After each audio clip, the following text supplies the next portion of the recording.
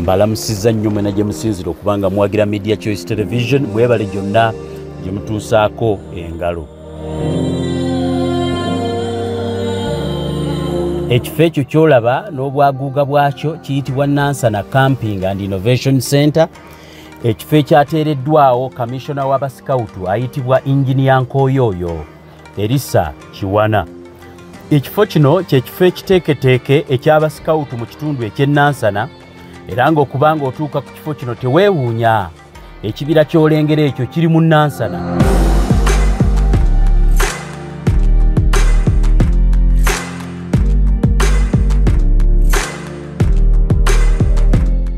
Abamanyi Nansana obulungi toyinza kuteebereza nti ekibira kino kiri mu Nansana wakati, naye Nansana Camping and Innovation Center yatandikiddwawo Kamishona Engineer Nkoyoyo Elisa Kiwana, era nga Abasikawutu bonna kyekino ekitundu bwe bagenda okweyagalira.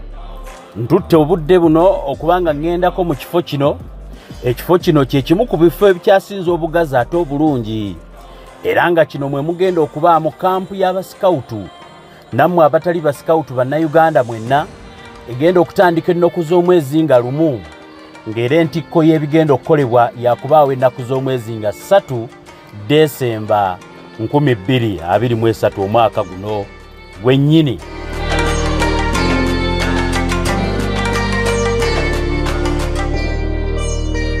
Nkoyoyo Elisa Kiwana ye Kamishona w'Abasikawutu mu kitundu kino, nkutegeeza nti y'omu ku basajja gwe nabalagako emabegaawo abakyasinze okubeera abayiiya mu ggwanga Uganda, abaagala ensi yaabwe ate era nga tebakoma bukomi kugyagala wabula bagifiiririra n'obuyiiya.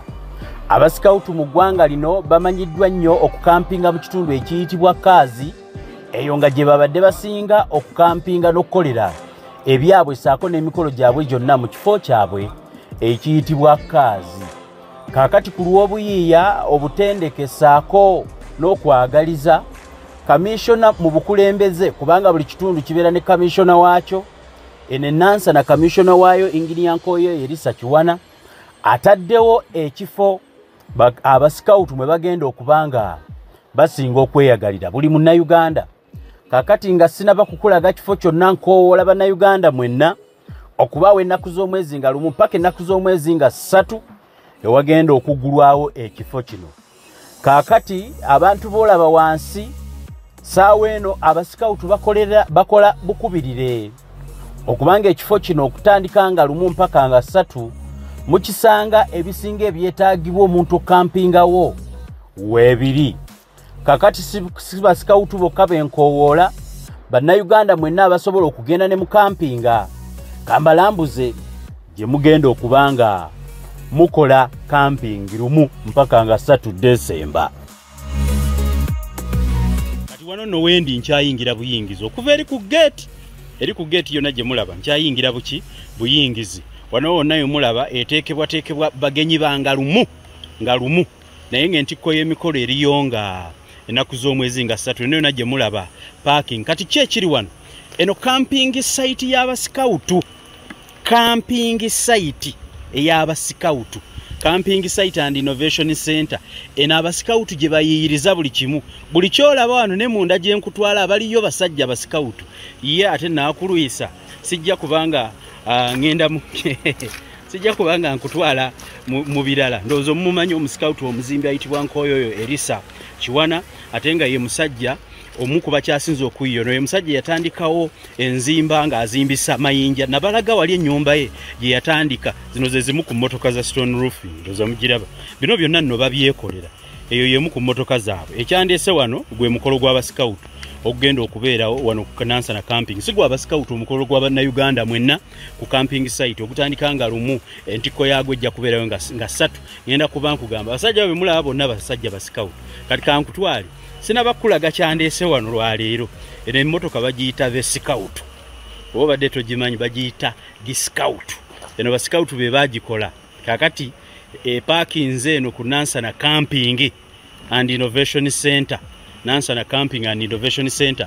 Nansana Camping and Innovation Center eri mu Nansana East 2 Zone. Nansana East 2 Zone botuuka ku council kirira mu Kuba eririko ekoti bagiyite judiciary. Kankulage discount eno gye tuba tusookerako ogirabe abatafunanga mukisa kulaba discount eno ye motoka gambalagala eyitibwa discount oba discount bagiraba omupiira simanya wendi oba omupiira mugulaba bulungi nnyo basajja bakola ekintu eno motoka be bagyekolera bennyini si manufacturing they assembled their own vehicle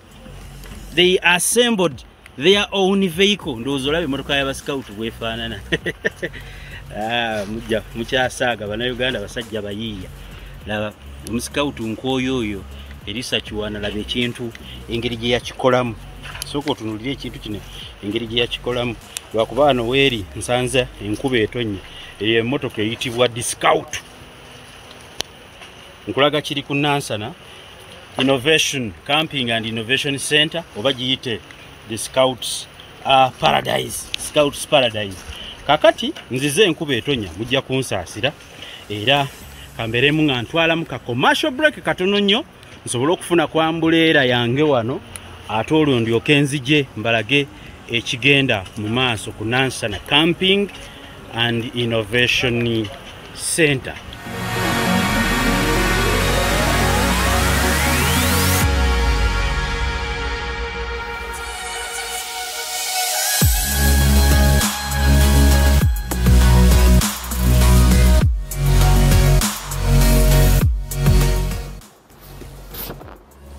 Ekifo kino kyemulaba kiriko ebintu bingi bye mugenda okubanga mukozesa mu camping.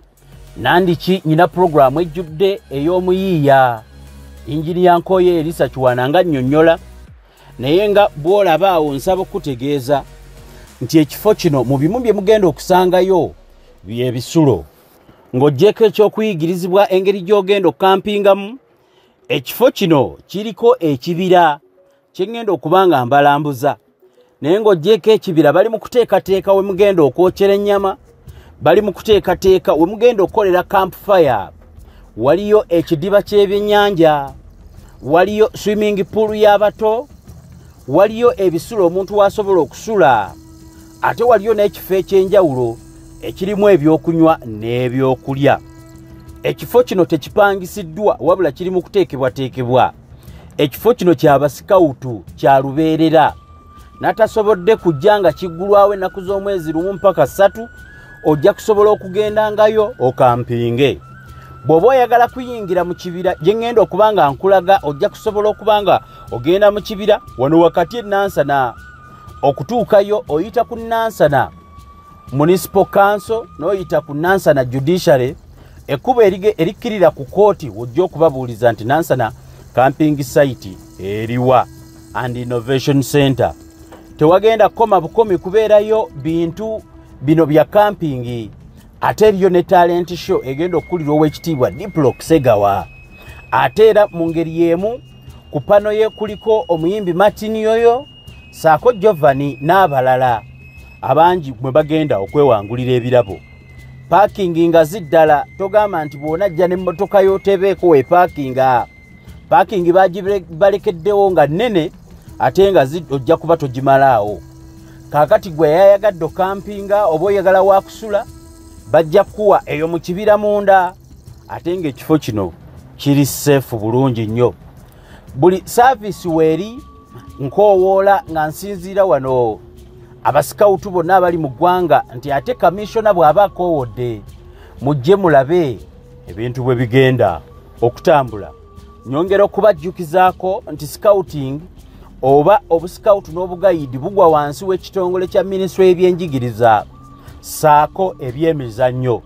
Ebikolebwa wano byonna bimanyiddwa gavumenti kyembadde mbategeezaako ekyo.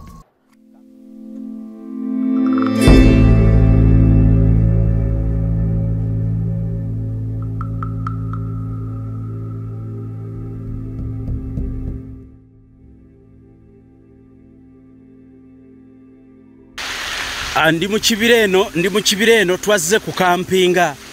Tuzze kulambula ekitundu ekiyitibwa Nansana Camping and Innovation Center. ebitundu biri byonna byonsonso okulaga kino kyekibira abasikawutu mwe basinga okumala obudde bwabwe nga batraininga. Ekitundu kino oyinza okwewuunya, oyinza okulowooza ndi mu mabira. Nedda, siri mu mabira forest, ndi Nansana.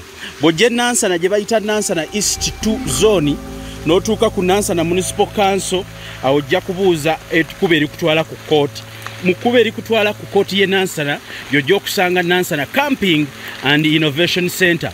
Enkuba efudde emba naye naweereddwa omukisa okuyingira mu kibira ky'abasikawutu okulaba embeera yonna yonna bagikwasaganya batya.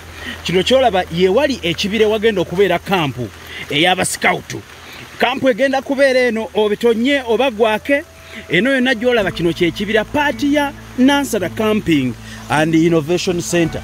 Abasikawutu eno gye basinziira okufuna obukodyo obw'enjawulo obubabeezaawo mu bulamu obubakiipinga ng'era omukulu nkooyo oyo Elisa Kiwana bw'anaaba annyonnyola. Eno gye basinga okumala akadde kati okutandika ennaku z'omwezi nga 1 Desemba mpaka ennaku z'omwezi nga 3, ennaku z'omwezi nga 1 kwe kugenda okuba okutuuka mu kitundu kino. Ennaku z'omwezi nga 3 yegenda okubeera entikko. Eno wagenda kubaayo okwolesa ebitone eby'enjawulo, wagenda kubaayo actually n'okuyimba abalina ebitone eby'abayimbi. Oweekitiibwa Diplock Segawa y'omu ku bagenda okubeera ku pano esala empaka. Oweekitiibwa Yoyo oba omuyimbi ayitibwa Yoyo, ndowooza mukyamujjukira bulungi, ava mu famire ya nkooyo oyo Elisa Kiwana. Ono kamishona ono nga ye musajja omu ku basikawutu atwala ekitundu kino mwe tuli. Era eno camping site yiye bwoya yagikulembeddemu ne basikawutu banne. Kakati ekibira kino gyolaba nze sisobodde gendayo ewamu simanyi bakolerawo ki abasikawutu bano, simanyi bakolerawo ki, naye gye ndi eno enkuba efudde emba ndi mu kampu eno abasikawutu bannambuza. Eno gye mugenda okukampinga okuva ennaku z'omwezi nga 1 mpaka entikko. Mutuuke ennaku z'omwezi nga 1 mubeereyo ennaku z'omwezi nga 2 mulabe talent ne innovation. Innovation kigambo kya luzungu kitegeeza buyiiya, obuyiiya obw'enkukunala obuli mu muntu yenna bw'alina. Kakati simanyi oweekitiibwa nkooyo Elisa Kiwana ajja kuba atubuulira abalina okusunsulibwa okwetaba mu mpaka. Kino kyekibira gye mugenda okubanga mbooleseza biki ebibasobozesa okuyita mu bulamu bw'ensi eno ng'era bw'olaba nkirambula. Kangendeko watono nyina mukwano gwe nawuli ayingira ekibira kyatategeera nga buli lwaba afuluma alaba wali wamugoba nga ataddayo munda. Kino kyekibira kyendabira. Ekino ekyabasikawutu sikiwa wano wewali ebimu ku biyinza okubeera nga bikuuma omuntu wa bulijjo n'obutonde. Weetegereza obutonde. Abantu abamu ababeera Nansana tasobola kukiimagininga, tasobola kuimagininga nti ekifo ekyogerwako kino kifo kiri mu Nansana. Kino kiri mutwogera mu kibuga wakati. Atamanyi Nansana bw'ova ina muŋoona n'osalawo okutaawo n'osalamu kutaawo lye namuŋoona awo nodde Nansana oba giyite Hoima Road. Nansana neekuze kati bw'otuukayo tosobola kumanya nti mulimu n'ebitundu bwe biti. Kakati ekibira kino kye mulengera with vast greenness neki zino ze areas abasikawutu mwe basinga okukolera ebyabwe under the instruction of nkooyo oyo Elisa Kiwana. Eno gye mugenda okampinga. Ekibira kino nga bw'okiraba nziramu okulagirira jangu ennaku z'omwezi nga 1 okutuuka ennaku z'omwezi nga 2 oyiga obukodyo obw'enjawulo obusobola okukumazaako in survival. Osobola okubeerawo otya mu nsi eno ejjudde kati emitawaana emingi. Abasikawutu bajja kuba bakutendeka. Eriyo ba instructors, eriyo abakungu ab'enjawulo nga bakulembeddwa nkooyo oyo Elisa Kiwana. Eno tuli Nansana East 2 zone ne bannaffe mwenna abatamanyiyo okkiririra ku kkubo oba obuuza nti kkubo erikirira ku kooti eririwa. Kibira kigazi gye mugenda okampinga. Kigazi kiri kikomeeri. Abantu bagenda kampinga eno mu Nansana Camping and Innovation Center. Gyenvudde yeri mpola ngenda nkola emirimu gyange mpola. Nyongera okubajjukiza nti wano waliwo talent show ennaku z'omwezi nga 1 mpaka nga 3. Waliwo okukampingawo, waliwo campfire, waliwo okukuma omuliro, waliwo okwokya ennyama, waliwo n'ebintu ebirala byonna. Ebyokulya n'ebyokunywa tebajja kunyumiza binyumize. Jangu ojja kutegeera. Mugenda kampinga wano ne gye mugenda okusula. Security ennungi, mulaba ntambula yonzekka. Abasikawutu baakomye eri. Tebaŋŋamba genda tewali buzibu wonna tukulaba. Baakomye eri ddala. Wano nkyatambula nzekka. Tewali kitiisa, tewali kigira okujjako ate nange nyinamu obukodyo obutonotono togenda kuntiisa ng'onsanze eno abasikawutu bammaliriza era nze banzigyeko engalo ninda matikkira gange ng'omusajja omu ku basikawutu mu ggwanga lino. Kakati tukoowola abantu mwenna abali e Bulaaya bw'oba tonnatuukatuuka, tukoowola abantu mwenna abali mu ggwanga Uganda, janguke Nansana ku Desemba nga 1 mpaka Desemba nga 3 mujja kubanga muddayo wejja okubeera entikko n'emikolo gigenda kubeera wano mu Nansana Camping and Innovation Center. Olabe ebintu ebitono ne biyiyizibwa era ebikoleddwa abasajja bano. Kati mu kibira eno gyendi gye mugenda okampinga yangu wawekwata ekifo, ofune wonaayokera ennyama, ofune wonaafumbira, ofune wonaateeka tenti yo, ofune naye ate siwe wanooka eriyo ebifo ebizimbe gwe atayagala kusula eno. Naye nze sinalaba ku nsiri oba biseera byankuba naye sinaziraba ne bwe nsambasamba wano mugundi sirabayo yadde akawuka akabuuka simanya abasikawutu bakikola batya. N'olw'ensonga eyo nyongera okubajjukiza okutandikira ku z'omwezi nga 1 mpaka ku z'omwezi nga 3 mutuuke ennaku z'omwezi nga 1 2 y'entikko ya ebiyiyizibwa Ssaako n'ebitone ebyenjawulo. Bajajeza ab'enjawulo bagenda kubeera mu Nansana Camping and Innovation Center. Oyitira ku kkubo erigenda ku kooti ku Nansana Municipal Council ate n'okkirira n'obabuuza nti camping site y'abasikawutu e Nansana eri luddawa. Ojja kusangayo Oweekitiibwa Nkooyo Yerisa Kiwana ono nga ye musikawutu akulira abasikawutu banne mu kitundu kino mw'oba mu bendo lino. Kakati yeno yongenda kuvaayo mbatwala kibira kino nga bwe mukirabye bwe tugenda okutambuliza camping yonna tekyesitaza tewali yeno byesitaza togaana kusindikayo mwana wo ajje bamuyigirize togaana kujjayo kubanga eno tewalinga waliwo ekivulu kyemmanyi mu Uganda ekivulu ekirina gye kibeeramu ebibeerayo byonna oba kirega ne sitaani abaayo simanyi oba kivulu bakiyitaani naye ntera okukiwulira si byebiri eno si kyekivulu kiri kyemumanyi ekibeeramu obuseegu nedda ebintu ebiri eno bya buyiiya obw'ekika ekyawaggulu nkola ez'okweyambayamba ng'omuntu era nange ndaba ntambula mu nkuba naye tumazeeko bulungi nnyo sisobodde kutuuka gye kikoma kambalage kaawe wala muneerabirawo kakati kambeere nga nva wano ate ŋŋende eri Oweekitiibwa Nkooyo oyo Yerisa Kiwana atunnyonnyole engeri camping Nansana Camping engeri gyetegeseemu biki ebigenda okubeerayo abaani abali emabega.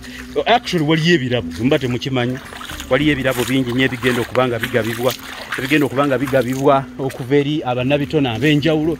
Eriyo ebintu bingi ebigenda okubanga bikolebwa ku lunaku olwanga lumu paka ennaku z'omwezi nga 3 omwezi ogwa Desemba omwaka 2023 tosubwa camping ate oluvannyuma lw'olwo ekifo kiggule ekifo kibeera kiggule ekifo kijja kubeera kiggule eri abantu mwenna abaagala okukampingangayo bw'oba oyina munna ayagala okukampinga nga ava Bulaaya mugambe genda ku Nansana Camping and Innovation Center ekifo ky'abasikawutu jjojja okufunira emirembe ofunireyo obumu ate nga ne bojja kusangayo bali very very professional. Eno ye wingi ey'ekibira ewakolebwa ebintu ebisinga obungi mujja kweyagalirayo bulungi nnyo. Kale kati kambeere nga nva sayidi z'eno ewali ekibira kya Nansana Camping and Innovation Center nkujjukiza nti oyita Nansana ku Municipal Council bw'otuuka ku Council y'e Nansana ojja kuba obuuza ewali kooti oba judiciary ate bw'ova ewali ekooti obuuze wali Nansana Camping and Innovation Center oba leero oba ddi n'atasobole kujja nnaku z'omwezi nga 1 mpaka nga 3 ojja kusobola okujjayo olunaku olulala.